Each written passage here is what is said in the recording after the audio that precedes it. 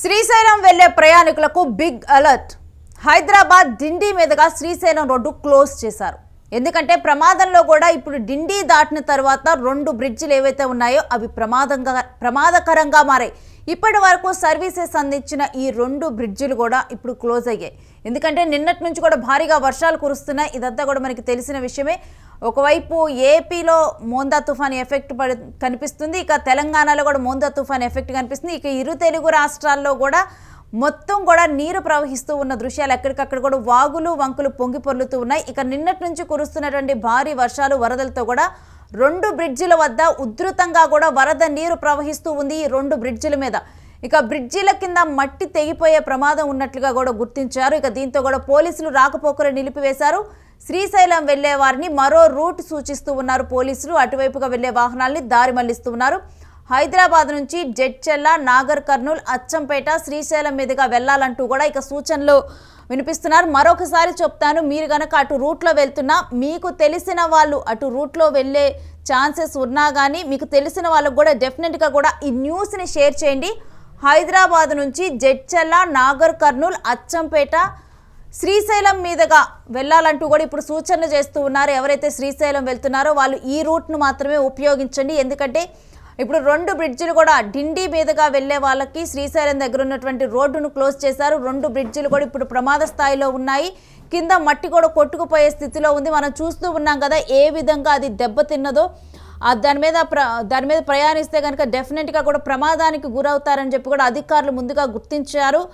దీంతో కూడా నిజం చెప్పాలంటే ముందుగా గుర్తించడంతో కూడా పెను ప్రమాదం తప్పినట్లే. ఒకవేళ కనుక ఎవరు అధికారులు కనుక పట్టించుకోకుండా వదిలేస్తే ప్రమాదానికి గురయ్యే అవకాశాలు చాలా ఉన్నాయి. మనం చూస్తూ ఉన్నాం కదా అసలు ప్రవాహం ఏ రేంజ్లో ఉందంటే కింద ఉన్నటువంటి మట్టి డెఫినెట్గా కూడా కొట్టుకుపోయే సిచ్యువేషనే కనిపిస్తూ ఉంది. ఇక భారీ వర్షాలతో కూడా ఘాట్ రోడ్లు కూడా ప్రమాదకరంగా మారుతున్నాయి. ఇక దీనికి సంబంధించి పోలీసులు హెచ్చరికలు కూడా చేశారు. ఒకసారి మరి పోలీసులు జారీ చేసినటువంటి హెచ్చరికలను చూద్దాం. శ్రీశైలం హైవేపై 760 నెంబర్ జాతీయ రహదారిపై డిండి దాటిన తర్వాత రెండు బ్రిడ్జెస్ ఉన్నాయి. ఈ బ్రిడ్జెస్ దగ్గర రాత్రి నుంచి ఇప్పుడు ఉదయం వరకు కురిసిన వర్షాల వల్ల ఈ బ్రిడ్జ్ల మీద నుంచి వాటర్ ఓవర్ఫ్లో అవుతున్నది. దానివల్ల కొంత బ్రిడ్జ్ కింద ఉన్న ఈ మట్టి కూడా కోతకు గురై ఈ బ్రిడ్జ్లు ప్రమాదకరంగా ఉన్నాయి. అందువల్ల మేము ఈ శ్రీశైలం హైదరాబాద్ జాతీయ రహదారి పైన రాకపోకలు నిలిపివేయడం జరిగింది. ఈ రూట్లో ఎవరైనా ఇక్కడ వచ్చేవాళ్ళు ఆల్టర్నేట్గా అచ్చంపేట, బల్మూర్, లింగాల, తెలకపల్లి నుంచి నగర్ కర్నూలు దారిని వాడుకోవాలని ఇక్కడి ప్రయాణికులకు విజ్ఞప్తి.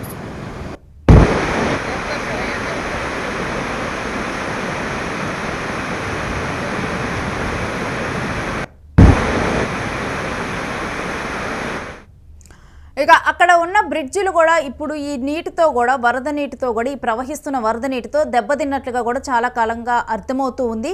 అయితే మరి వీటికి ముందర అసలు ఈ బ్రిడ్జిల పరిస్థితి ఏంటి అన్నది కూడా అక్కడ ఉన్న స్థానికులతో మాట్లాడి మనం తెలుసుకుందాము. ప్రజెంట్ మనకి అందుబాటులో ఉన్నారు అక్కడ స్థానికుడు బాలకృష్ణ, వారితో మాట్లాడదాం. హలో బాలకృష్ణ గారు. మేడం నమస్తే మేడం. ఇప్పుడు గత 2 రోజులుగా కురుస్తున్న ఉమ్మడి మహబూబ్నగర్ జిల్లాలో భారీ వర్షాలు పడుతున్నాయి.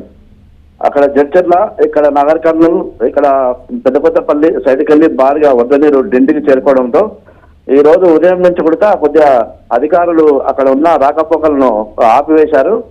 అందులో భాగంగానే ఈ రోజు మధ్యాహ్నం నుంచి కొన్ని వెహికల్స్ వెళ్లే క్రమంలో కొద్దిగా కదలికి వచ్చిందని చెప్తే దాన్ని బదులు ఈ రోజు డిఎస్పీ గారు శ్రీనివాస్ అక్కడ వెళ్ళి పరిశీలించి రోడ్డు మొత్తం కొట్టుకోపోయింది. లోపలికి వెళ్ళి మొత్తం ఇసుక మొత్తం కిందగా క్లోజ్ అయిపోయింది. బ్రిడ్జి కూలే పరిస్థితి ఉంది, ప్రమాదం ఉందని చెప్పి అక్కడ వారికి హెచ్చరికలు జారీ చేయడంతో ఇరువైపులా వాహనాలు నిలిపివేశారు.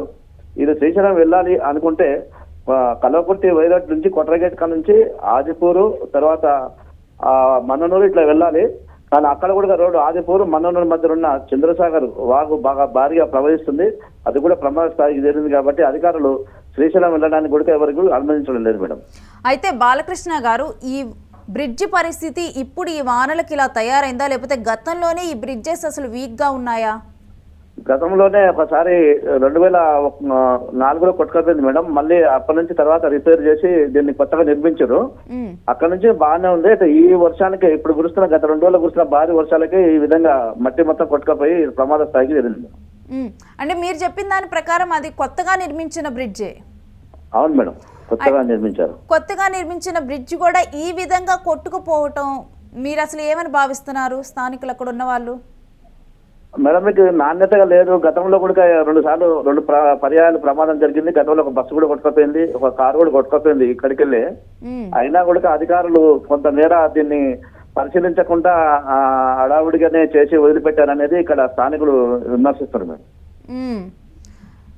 ఎందుకంటే ఇది డెఫినెట్గా కూడా ఒక కన్స్ట్రక్షన్ జనరల్గా అయితే ఇప్పుడున్న కాలంలో కనీసం 40 ఏళ్ళ వరకు కూడా నిలిచి ఉంటాయి. అలాంటిది కూడా ఇక్కడ ప్రమాదాలు జరుగుతున్నప్పటికీ మరోవైపు ఏంటంటే ఎప్పుడు గట్టిగా వర్షాలు పడితే, భారీ వర్షాలు పడితే కనుక ఎప్పుడు కూడా నీరు వచ్చే ప్రాంతం అది. అయినప్పటికీ కూడా మరి దీని మీద మీరు స్థానికులు ఏ ప్రశ్నలు కానీ లేవనెత్తడం లేదు. ఇప్పుడు మరి బ్రిడ్జి ఇలా వెంటనే క్లోజ్ అయితే మీకు ఇబ్బందికర పరిస్థితే కదా.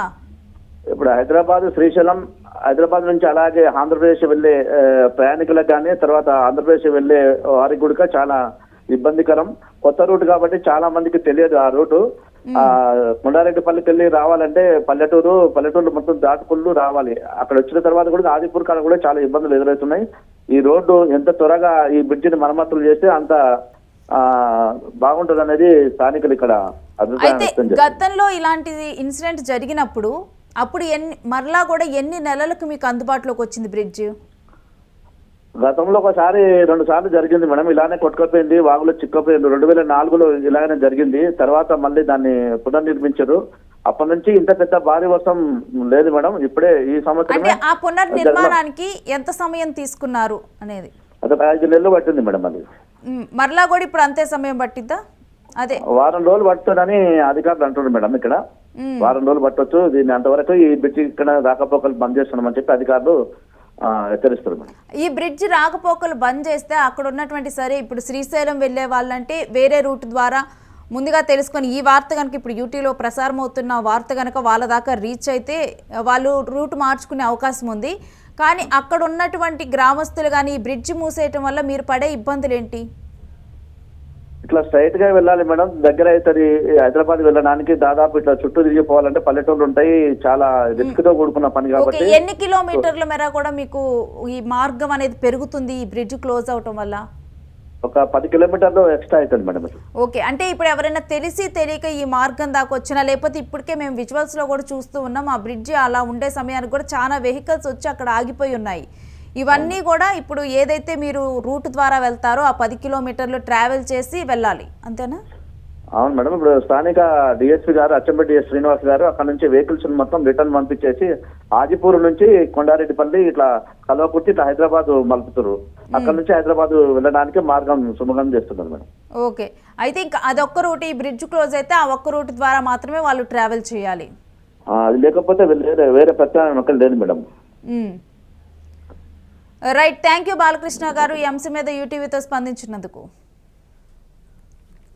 సో చూస్తూ ఉన్నాం కదా, ఇంకా శ్రీశైలం వెళ్ళే మార్గం అయితే ఇప్పుడు క్లోజ్ అయిపోయింది. వేరే మార్గం ద్వారా వెళ్ళాలంటూ కూడా ఎవరైతే హైదరాబాద్ నుంచి వెళ్తూ ఉన్నారో వాళ్ళు జడ్చర్ల నాగర్ కర్నూలు మీద కూడా అచ్చంపేట మీదుగా కూడా శ్రీశైలం వెళ్ళాలంటూ కూడా సూచనలు చేస్తూ ఉన్నారు.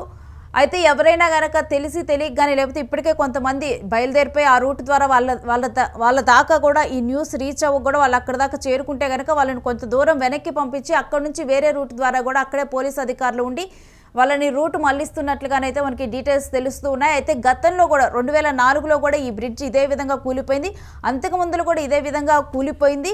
ఇక్కడ ప్రమాదాలు కూడా చాలా జరిగాయి. ఒక బస్సు కొట్టుకుపోయింది, ఒక కారు కొట్టుకుపోయింది. ఇటువంటి ప్రమాదాలు ఇక్కడ జరిగాయి. అయినప్పటికీ కూడా ఇక్కడ నిర్మిస్తున్న బ్రిడ్జిలో నాణ్యతా లోపం ఉందని కూడా అక్కడ స్థానికులు చెబుతూ ఉన్నారు. ఎందుకంటే 2004లో నిర్మించిన బ్రిడ్జి వెంటనే కూడా మరలా కూడా ఇలా కోతకు గురవటము, స్ట్రాంగ్గా కూడా కట్టడం లేదు, నాణ్యతా లోపాలు ఉన్నాయని కూడా స్థానికులు చెబుతూ ఉన్నారు.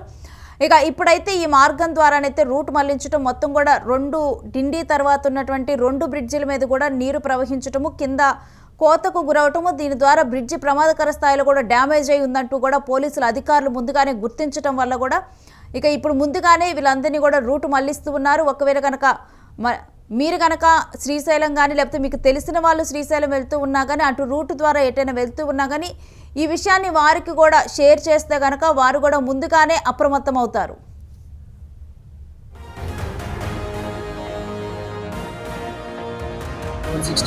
హైవే 760 శ్రీశైలం హైవేపై 760 హైవే 760 నెంబర్ జాతీయ రహదారిపై డిండి దాటిన తర్వాత రెండు బ్రిడ్జెస్ ఉన్నాయి. ఈ బ్రిడ్జెస్ దగ్గర ఈ రాత్రి నుంచి ఇప్పుడు ఉదయం వరకు కురిసిన వర్షాల వల్ల ఈ బ్రిడ్జ్ల మీద నుంచి వాటర్ ఓవర్ఫ్లో అవుతున్నది. దానివల్ల కొంత బ్రిడ్జ్ కింద ఉన్న ఈ మట్టి కూడా కోతకు గురై ఈ బ్రిడ్జ్లు ప్రమాదకరంగా ఉన్నాయి. అందువల్ల మేము ఈ శ్రీశైలం హైదరాబాద్ జాతీయ రహదారి పైన రాకపోకలు నిలిపివేయడం జరిగింది. ఈ రూట్లో ఎవరైనా ఇక్కడ వచ్చేవాళ్ళు ఆల్టర్నేట్గా అచ్చంపేట, బల్మూర్, లింగాల, తెలకపల్లి నుంచి నగర్ కర్నూలు దారిని వాడుకోవాలని ఇక్కడి ప్రయాణికులకు విజ్ఞప్తి చేస్తున్నాం.